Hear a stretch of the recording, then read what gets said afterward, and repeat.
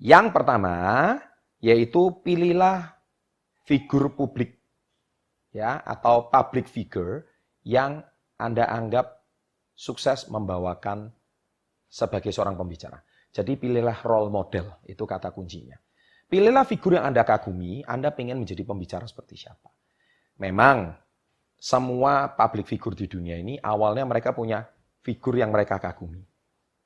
Meskipun Anda tidak bisa sama persis, ya, bahkan tidak boleh niru sama persis sih, supaya Anda menjadi diri Anda sendiri, tetapi Anda harus mengagumi figur Anda. Contoh seperti Bruce Lee, ya.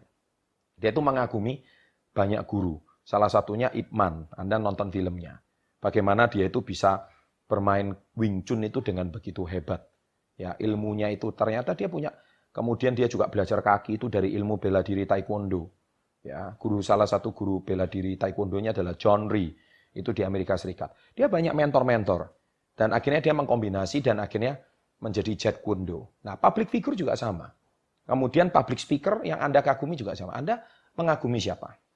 Kalau saya pribadi itu mengagumi Bung Karno. Ya, Bung Karno itu kalau berorasi, meyakinkan orang lain, itu luar biasa. Bagaimana mengusir penjajah dan dia meyakinkan bangsa Indonesia bukan bangsa kuli, tapi menjadi bangsa yang suatu hari benar-benar merdeka. Itu tidak mudah loh, mempengaruhi orang seperti itu. Yaitu salah satu public figure yang saya kagumi. Dan masih banyak public figure yang saya kagumi. Ya, jadi intinya Anda tentukan dulu. Ya, karena itu lakukan yang berikutnya adalah ATM ya. Jadi ATM itu amati, tiru, dan sedikit modifikasi. Itu basic yang pertama. Yang kedua, yaitu siapkan yang namanya materi. Jadi pastikan kalau Anda itu mau tampil di depan publik, siapkan itu materi. Ya, jadi materi itu selalu Anda fokus apa manfaat yang Anda bisa berikan untuk orang lain. Public figure atau public speaker yang hebat, orang yang bisa menguasai public speaking, dia itu menguasai panggung. Bintangnya adalah Anda. Anda itu bisa menentukan, mengendalikan massa. Jadi massa itu mau seperti apa, Anda itu sangat paham. Memang kalau public speaker yang profesional, dengan melihat tatapan mata audiensnya saja, Anda sudah bisa membaca kira-kira orang itu tuh apa yang dipikirkan. Nah, tentunya kalau itu sangat profesional. Tapi kalau Anda belum profesional, ya cukup Anda hari ini fokus kepada apa manfaat dan nilai tambah yang Anda bisa berikan kepada audiens Anda. Jadi Anda itu jangan seperti guru yang membaca teks. Guru yang membaca textbook, membaca isi ulang buku, membaca ulang apa materi yang ada di layar. Maka Anda itu cuman penyampai ulang, ya, penyampai ulang, dan Anda bukan public speaker yang baik. Karena selain Anda tidak punya hasrat atau passion, maka audiens Anda akan mengantuk. Dan audiens Anda akan berpikir gini, ya kalau gini saya juga baca sendiri di rumah juga bisa. Ngapain saya harus datang ke kuliah, ngapain saya harus datang ke seminar ini? Paham ya? Nah, jadi kalau Anda hari ini itu ingin berbagi sesuatu yang positif, pastikan Anda punya hasrat yang kuat, punya semangat yang kuat, yaitu materi yang saya sampaikan itu berdampak bagi pendengar saya. Mempunyai manfaat dan sepulang dari seminar ini, sepulang dari materi ini, maka audiens ini akan pulang membawa sesuatu. Nah, itu yang paling penting. Ya, jadi fokus kepada kebutuhan orang lain, bukan fokus pada apa yang Anda mau bicarakan. Audiens Anda tidak akan tertarik seperti itu. Ya, oke. Yang ketiga, atasi demam panggung. Ya, memang demam panggung itu satu hal yang wajar bagi seorang public speaker pemula. Jadi saya sarankan Anda menonton video saya, 5 cara menghilangkan rasa gugup di segala situasi, yang per video ini dibuat, sudah ditonton lebih dari 700.000 orang. Bermakna banyak orang yang membutuhkan tips tersebut. Ya, saya di situ cara mengatasi demam panggung. Jadi saya nggak akan mengulang ya. Nah, poin yang keempat adalah interaksi. Nah, ini yang jarang digunakan oleh public speaker yang biasa.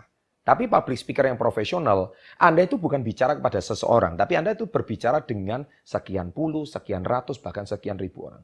Saya rekor berbicara itu di Stadion Gelora Bung Karno, Istora Senayan ya. Di Istora Senayan itu saya berbicara di depan 8.000 orang. Itu rekor saya berbicara paling banyak.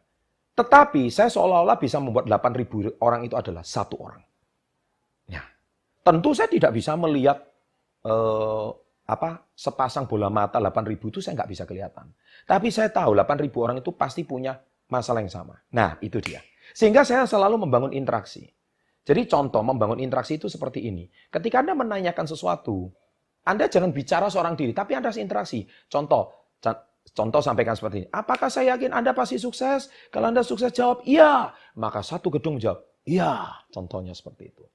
Apakah Anda ingin sukses? Jawab iya. Ya, nah itu seperti kayak gitu. Itu namanya interaksi. Ya kan? Dan pastikan setiap 5 menit, kalau Anda misalkan presentasi Anda 1 jam, setiap 5 menit itu membangun rasa tertawanya audiens. Ya kan? Jadi audiens itu tertawa. Ketika audiens itu tertawa, maka Anda sudah membangun interaksi sehingga audiens tidak merasa bosan. Maka saya percaya audiens itu akan hebat sekali. Audiens itu akan merasa iya benar ya yang disampaikan oleh pembicara yang di depan panggung ini. Nah, itulah satu tips yang harus Anda kuasai. Ketika Anda menguasai tips tersebut, saya yakin Anda akan berinteraksi dengan sangat kuat dengan audiens. Semakin Anda membangun interaksi, apakah Anda yakin bahwa Anda besok pagi bangun, mata Anda tetap terbuka? Kalau Anda tidak yakin, acungkan tangan Anda, contohnya. Nah, itu membangun interaksi. Iya benar juga ya. Belum tentu saya malam ini tidur, besok masih bisa bangun. Tapi tentu nada Anda harus menurun. Karena ini sesuatu yang sifatnya serius. Jangan Anda sesuatu yang serius, Anda menjadi bercanda. Nah, itu juga tidak baik. Nah, ketika Anda membangun sebuah interaksi seperti itu, maka audiens itu merasa diaudienskan. Nah, banyak public speaker itu kenapa gagal? Karena dia tidak menganggap audiens itu diaudienskan. Padahal audiens itu istimewa. Anda harus istimewakan audiens. Nah, semakin dia interaksi, semakin dia itu merespons apa yang Anda sampaikan, maka semakin cepat dan semakin luar biasa presentasi Anda. Audiens yang seminar yang hebat, presentasi yang hebat, 1 jam itu cuma terasa seperti 10 menit. Dan ketika orang, wah udah 1 jam ya? Nah, itu Anda seorang public speaker yang hebat. Nah, yang celaka adalah ketika Anda itu presentasi 10 menit, tapi terasa kayak 1 jam gitu. Nah, itu betul-betul sungguh gagal presentasinya. Public speaking tersebut. Jadi, Anda harus belajar menjadi seorang public speaker. Itu coba tips ini bisa dilaksanakan. Yang kelima adalah autosugesti. Ya, saya selalu ajarkan, saya cinta diri saya sangat bahagia. Lanjutannya adalah, saya pasti bisa. Oke, saya ajarkan di video saya yang pertama, 3 kebiasaan kecil ya yang dilakukan oleh orang sukses setiap hari. Itu juga saya ajarkan. Dan itu sudah menjadi slogan yang luar biasa. Dan itu meningkatkan percaya diri Anda. Dari Anda yang tidak bisa bicara, Anda pasti bisa bicara. Saya juga punya banyak murid yang cadel atau gugup. Tapi sekarang setelah dia menjadi seorang pembicara yang hebat, dia bisa mengatasi rasa gugupnya dan sekarang sudah tidak cadel lagi. Ya. Dan itu bisa diterapkan karena itu harus sering berlatih. Dan yang poin ke-6 adalah keep practice. Silakan tonton video saya, Hukum 10.000 Jam. Di video tersebut saya juga sudah membahas bagaimana 10.000 jam itu Anda melakukan apapun. Seorang profesional itu hukumnya 10.000 jam. Anda mau jadi pilot profesional, hukumnya 10.000 jam. Anda mau jadi dokter yang profesional, dokter bedah profesional, hukumnya 10.000 jam. Anda hari ini mau menjadi seorang public speaker yang profesional, 10.000 jam. Terus Pak, hubungannya entrepreneur sukses dengan public speaker itu gimana? Sangat berhubungan. Anda lihat, pengusaha-pengusaha sukses, mereka tuh seorang public speaker yang hebat. Karena mereka tuh bisa meyakinkan investor, mereka bisa meyakinkan supplier, mereka tuh bisa meyakinkan distributornya, mereka bisa meyakinkan karyawannya, mereka bisa meyakinkan, intinya public speaking itu bisa meyakinkan orang. Dan itu pusat influence, pusat pengaruh.